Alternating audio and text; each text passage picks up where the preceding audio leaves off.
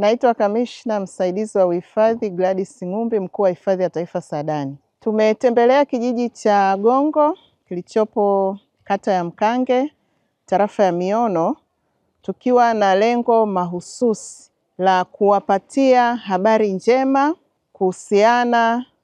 na kifaa aina ya ndege nyuki. Kwa lugha ya kitaalamu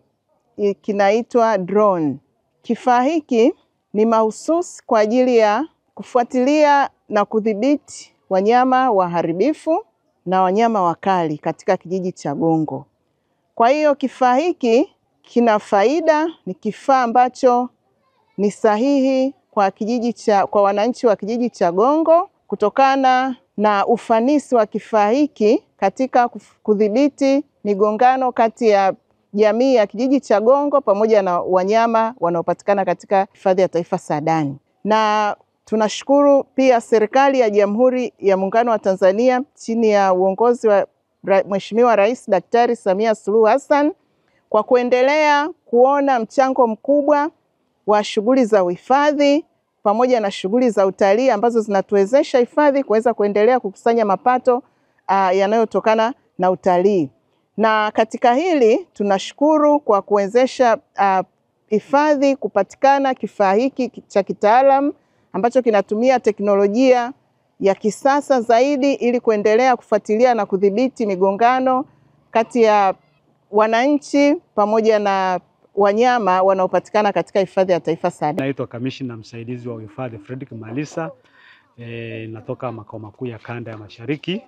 na mojawapo ya hifadhi ambazo zipo katika Kanda ya Mashariki ni hifadhi hii ya Taifa ya Saadani. Leo tuko hapa katika kijiji cha Gongo ambapo ni kata ya Mkange wilayani Bagamoyo kwa ajili ya kutoa elimu na hamasa kwa wananchi wa kijiji hiki kwamba serikali inayoongozwa na Mheshimiwa Daktari Samia Suluhu Hassan, Rais wa Jamhuri ya Muungano wa Tanzania, ametoa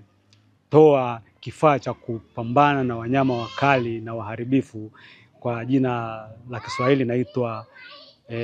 ndege nyuki au drone. Kwa kifupi tu niseme tu tunachokiomba katika jamii hii ya watu wa Gongo, tunaomba ule ushirikiano na udugu udumu pale ambapo wanapoona kihatarishi chochote watoe taarifa kwa uongozi wa taifa ya Hifadhi ya Taifa ya Saadani ili